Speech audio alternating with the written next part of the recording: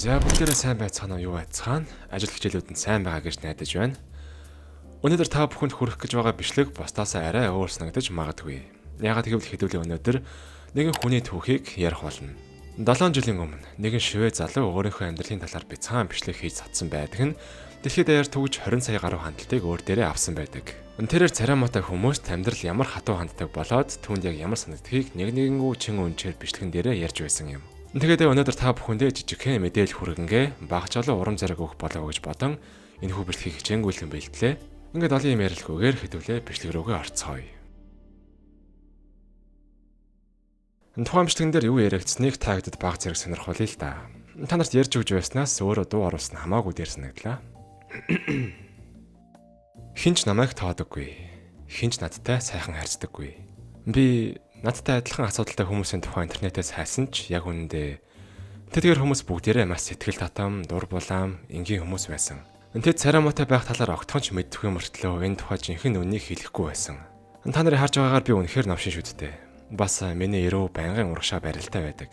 Надад маш их сул ярьснууд байдаг. Яагаад гэвэл би хуучин маш их жингийн илүүдэлтэй байсан. Дээрээс нь би маш том дуртай. Яг хав намайг ганц гайгүй харагдуулж байгаа зүйл бол миний үс. Учир нь би үсээ ингээд байхгүй болгочих бол үнэхээр муухай харагддаг. Тэгээд миний энэ том хамар, доод том уруул, хөмсөг гээд ер нь авах юм байхгүй. Бүгдээрээ л муухай. Тийм учраас би энэ бүгдийгээ үсээрээ таглаад байнга малгай өмсчдэг. Надаас муухай харагддаг хүмүүс дэлхий дээр 100 зугаараа байгаа л да. Гэхдээ би хэн нэгэнтэй өөрийгөө харьцуулах гээгүй. Би зүгээр л өөрийнхөө тухай ярмаар байна. Мэдээж би найстай байж бараг л үзээгүй. Хамгийн анхаа 12 та байхдаа л найстай байж үзсэн. Гэхдээ тэд надаас 4-5 насаар ах байсан. Надтай найзлсан шалтгаан нь ээж тэдэнд тамхи мэт юм авч өгдөг байсан болохоор л миний би хамгаалагч маягийн юм хийдэг байсан. Тэд л намайг хамгийн анх царамуутай үзлэгнээр дуудаж эхэлсэн. Тэгээд мэдээж 15 настайгаас би охин сонирхож эхэлсэн.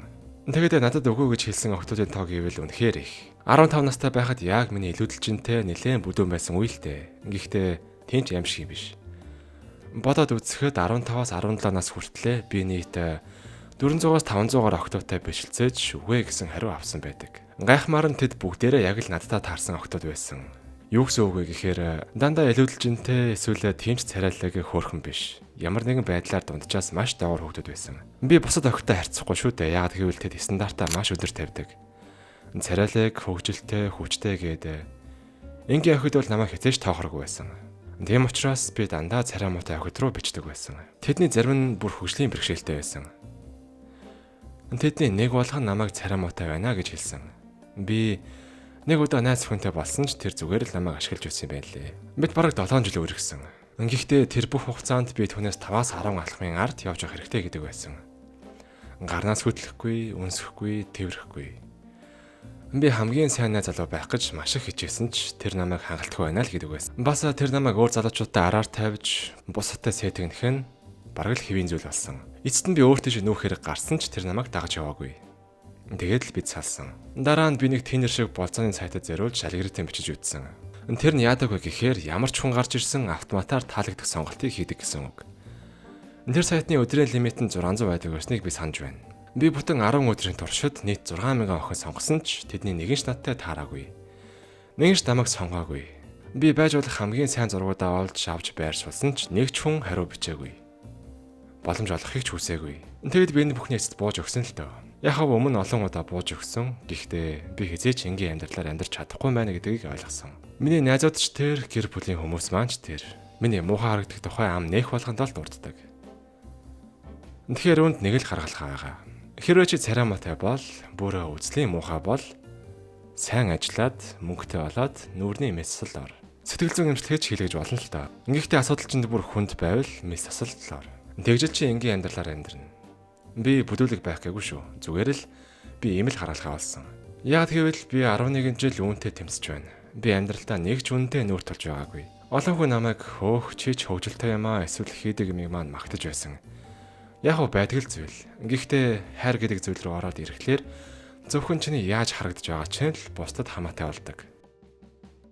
Тэгэхээр тэрээр энэ зүйлүүд ярьж бусдад урам зориг өгөхөр шийдэн энэхүү бичлэгээ зоригчлуудан хийсэн байдаг.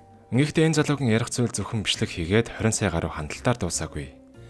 Түүнд маш олон эрг сэтгэлүүд ирсэн бөгөөд түүн дотроос Жули, Романия, Эм гэх хаягтай бүсгүй Чи үнэхээр хөөрхөн харагдаж байна. Нэрнгээсээ шүү. Гэх сэтгэл үлдээсэн нь түүний амьдралыг өөрчилсөн байдаг. Үүний дараа тэд уулзаж бие бичлэгүүдээ идэвхтэйгээр хийж эхэлсэн бөгөөд албан ёсоор үерхэж буйгаа илэрхийлж 2023 онд тэд хурмаа хийж хамт байгаа цаг хугацаагаа бусадтай ихээхэн хуваалцаж бичлэг болгон хийсээр байгаа. Тэрээр өөрийн хувийн мэдээлэлүүдээ нууцлаг бөгөөд сувг дээрээ өөрийн амьдрал болоод өдөр тутмын мөн тоглоом стрим зэрэг бичлэгнүүдийг хийж үзэгчтэйгээ холбоотой байдаг. Да бүхэн өөртөө бүтнээр нүцмээр байвал би линкийн доор үлдээсэн байгаа шүү.